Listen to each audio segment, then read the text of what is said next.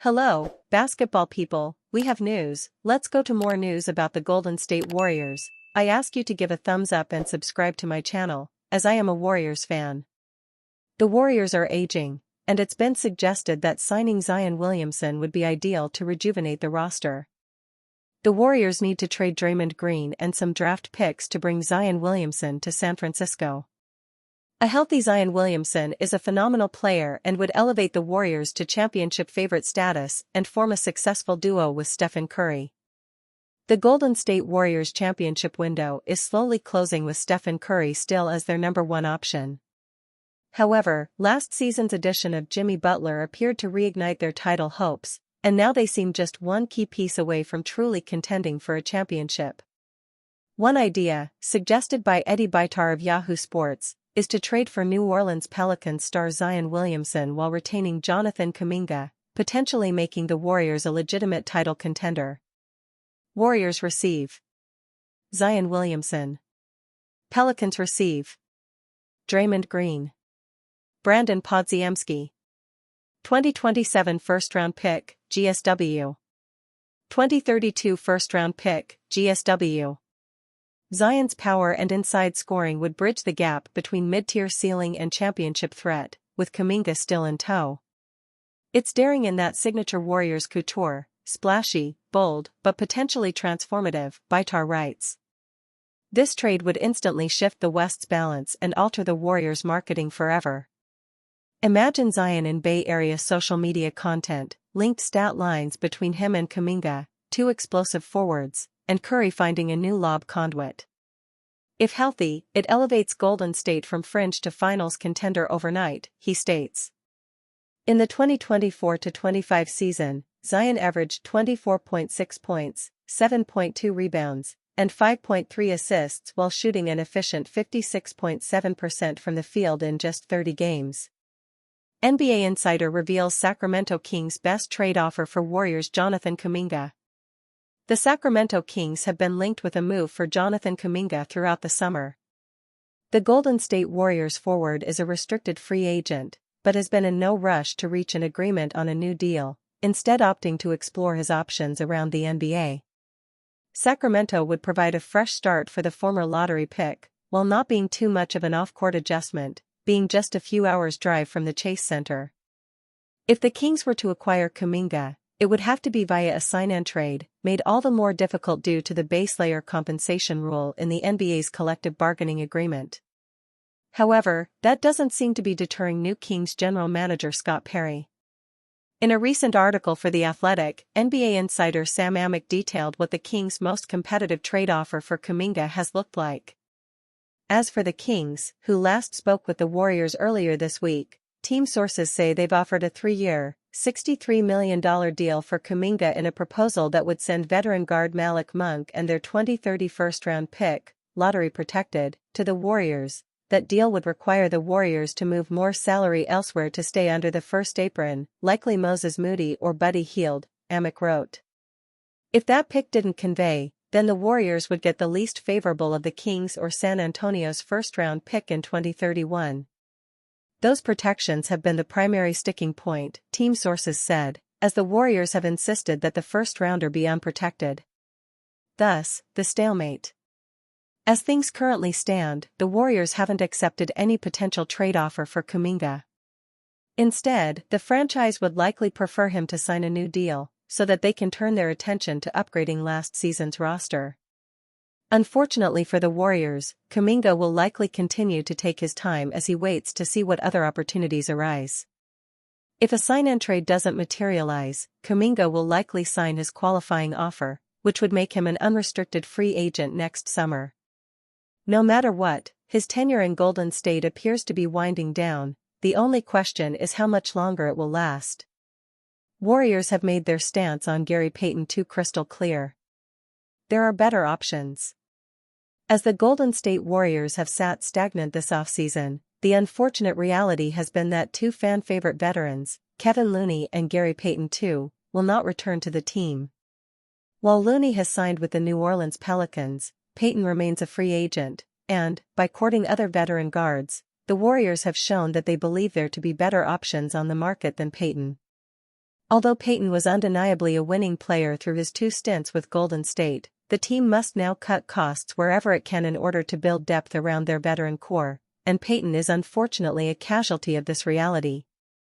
Gary Payton too is not the best option on the market for the Warriors. Payton, last season, was an integral piece of one of the best defensive fronts in the league. Through 62 games with the Warriors, he averaged 6.5 points, 3 rebounds, and 1.3 assists in just 15 minutes per game. Yet, as free agency approached, Golden State knew they needed to add a more dependable ball handler and shooter in their backcourt in order to offset some of the inconsistencies presented by Brandon Podziemski and Buddy Hield. While Payton has a somewhat viable perimeter shot and is extremely capable of making winning plays, the Warriors have gravitated so far this offseason to options such as DeAnthony Melton and Seth Curry, both of whom would likely come in on deals similar to what Payton will sign.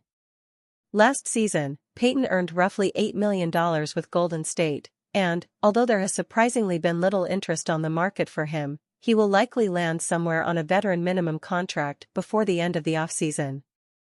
Although Melton could receive a mid-level exception somewhere, it is likely that him or Curry would cost around the same as Payton, if not a little less. Therefore, the Warriors have made their stance on Payton crystal clear by allowing him to walk in free agency, thereby signaling that, in addition to their cost-cutting efforts, the team wishes to bring in a different skill set in their backcourt. In his last full season, Melton averaged 10.1 points, 4.1 rebounds, and 2.6 assists, proving that he can be a more reliable offensive contributor if his injury history does not prove insurmountable. Curry, moreover, has been a reliable presence in the NBA for over a decade and, in addition to posting similar stats to Payton last season, shot an absurd 45.6% from three-point range on a healthy 2.7 attempts per game. Therefore, although it will be sad to see Payton go, Golden State has made clear that they need more offensive upside in their backcourt, guaranteeing Payton's departure. Shannon Sharpe fears Steve Kerr is the reason for Jonathan Kuminga's standoff with Golden State Warriors. Shannon Sharpe has given his opinion on the Jonathan Kuminga situation with the Golden State Warriors.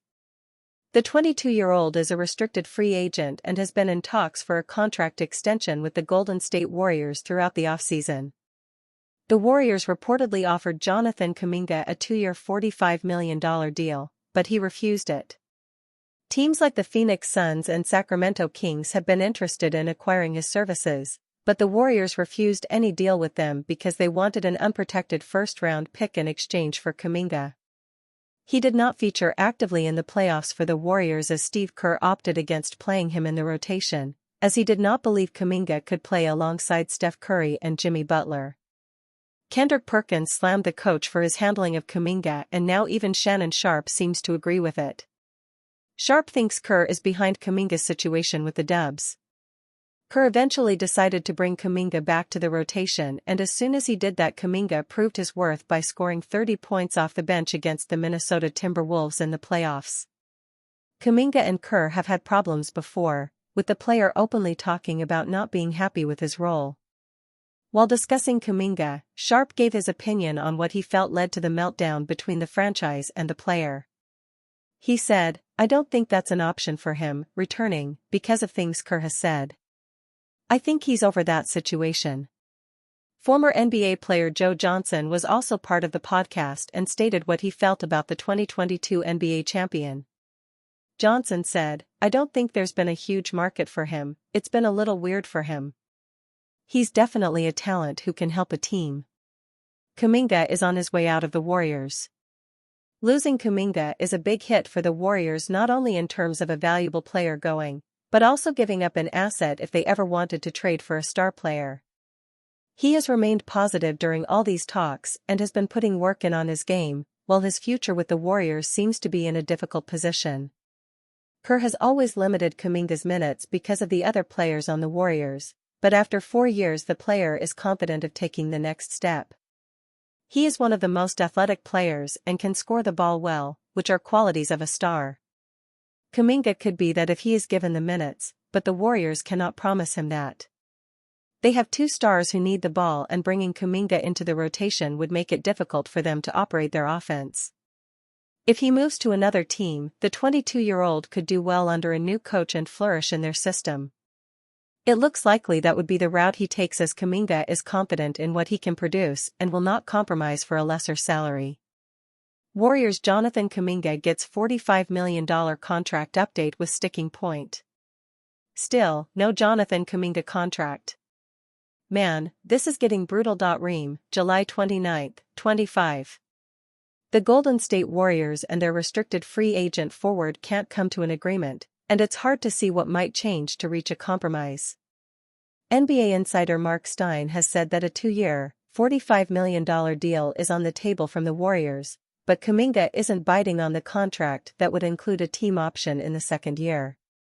Kuminga is being asked to waive the right to veto trades in the first year of that deal, Stein writes, something that prevents the player from losing their free agency bird rights.